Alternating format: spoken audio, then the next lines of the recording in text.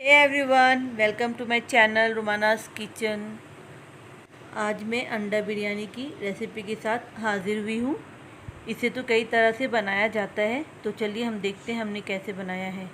यहाँ पर मैंने पानी लिया है गरम करने के लिए। इसमें 2 तेज़पत्ता, 1 बड़ी इलायची, 3 छोटी इलायची, कुछ जावित्री ले लिया है, और ये लौंग, थोड़े लौंग, दालचीनी, ये सबको मैंने डाल दिया। ज़ीरा डाला है, सहज़ीरा और सौंफ भी डाला है। इससे ना बहुत अच्छा टेस्ट और खुशबू आता है। आप चाहे तो इसे पोटली बनाकर भी डाल सकते हैं।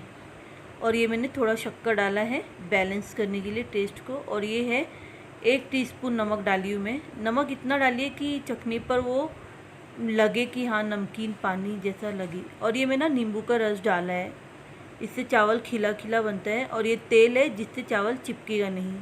मैंने इसे ढक दिया है बॉईल करने के लिए। देखिए पानी में बॉईल आ गया है, तो अब हम इसमें चावल डालेंगे। मैंने नॉर्मल चावल लिया है बासमती, जिसको मैंने 15 मिनट के लिए भिगोया था।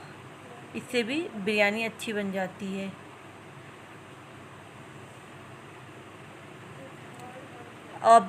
अभी मैं इसको ढक दे रही हूँ जब तक इसमें बॉईल ना आ जाए। यहाँ पर मैं अंडे को मैरिनेट करने के लिए 1/2 टीस्पून नमक और 1/4 टीस्पून हल्दी, 1/4 टीस्पून मिर्ची लिया है, मिर्ची का पाउडर, और है ना 1/4 टीस्पून हल्दी पाउडर लिया है। और इसमें ना 2 टीस्पून मैं दही डाल रही हूँ और इसको मिक्स करूँगी। और मिक्स करके ना इसमें अंडे डाल दूँगी। ये टोटली ऑप्शनल है। आपको अगर फ्राई किया हुआ नहीं पसंद है अंडा, तो आप डायरेक्ट अंडे को उबालकर ग्रेवी में डाल दीजिए। तो आप ये मैरिनेशन वाला स्टेप स्किप कर सकते हैं। ठीक है, हम इसको 10-15 मिनट के लिए रेस्ट पे रखेंगे। तब तक हम ग्रेवी की तैयारी करते हैं। इसको मैंने पोक कर लिया है ताकि थोड़ा मसाला इसके अंदर भी चला जाए।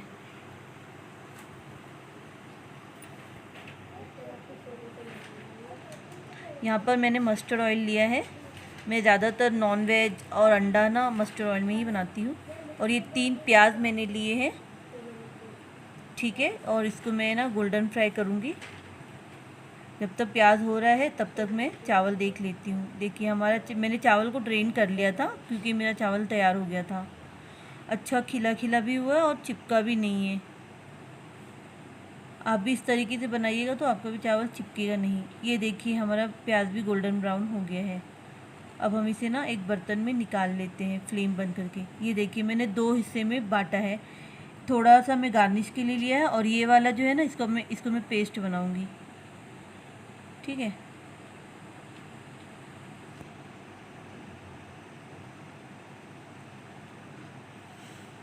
और ये ना छुहारा लिया है 3 बीज निकाल कर, इसका बीजा निकाल दिया था और पानी में 10-15 मिनट डाल दिया था। इसे ना टेस्ट अच्छा आता है। और ये 3 काजू और बादाम लिया है। इससे ग्रेवी में ना थिकनेस आती है और ग्रेवी ना दानेदार जैसा होता है।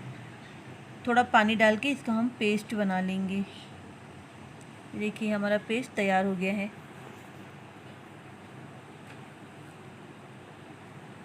और ये मैंने 1 टमाटर लिया था, बड़ा साइज़ का था, उसको भी मैंने ग्राइंड कर लिया था। तो हमारी ग्रेवी की तैयारी हो गई है। तो चलिए वो जो तेल बचा था ना, प्याज हमने जो फ्राई किया था, उसी लेफ़्ट ओवर में मैं ये कुछ ड्राई फ्रूट्स है, काजू, थोड़े बादाम और किशमिश है। 1 से 2 मिनट तक हम इसे सौटे करेंगे, ज़्यादा नहीं, वरना वो बहुत ही मतलब है ना एकदम ब्राउन ब्राउन हो जाता है। बस अब हम निकाल लेंगे इसी पॉइंट पे।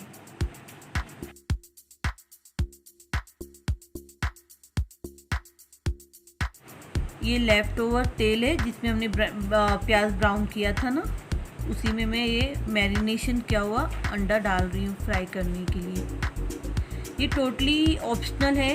आपको अगर तले हुए अंडे नहीं पसंद है ना, तले हुए, तो आप मत तलिएगा, डायरेक्ट आप डाल दीजिएगा ग्रेवी में। अब यहाँ पर हम 1 टेबल स्पून अदरक और लहसुन का पेस्ट डालेंगे और 1-8 मिनट तक पका लेंगे।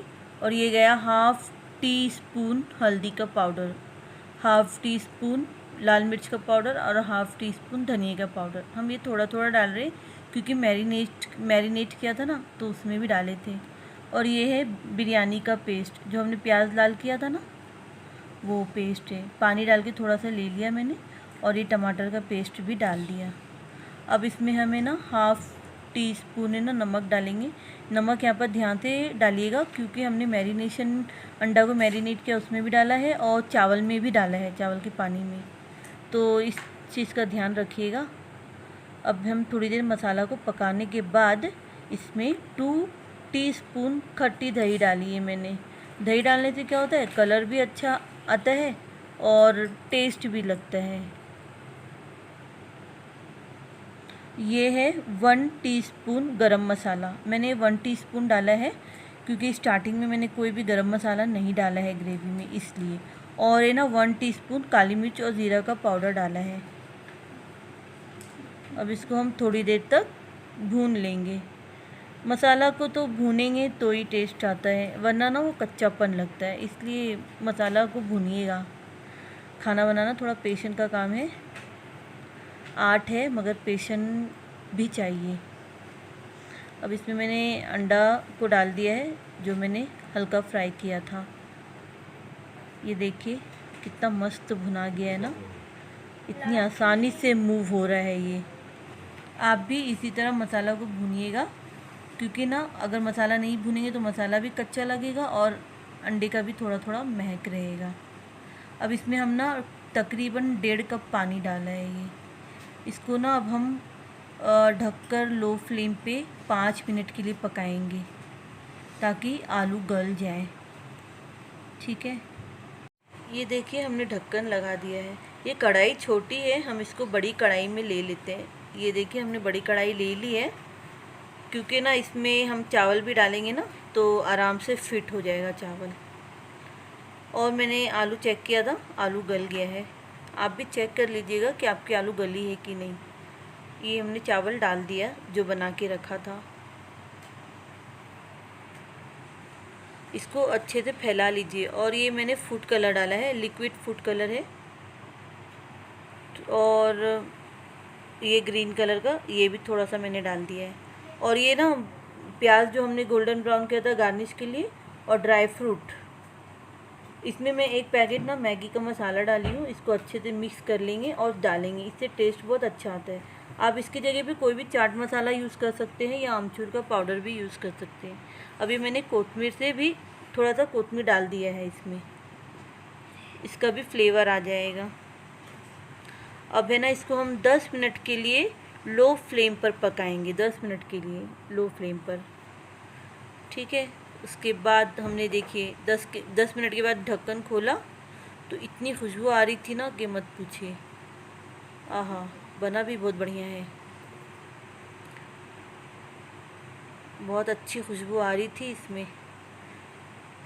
ये देखिए, चलिए हम इसे डिश आउट कर लेते हैं। ये देखिए हमने प्लेट में डिश आउट कर लिया है ना। अच्छा बना है ना, बताइएगा आप कमेंट में।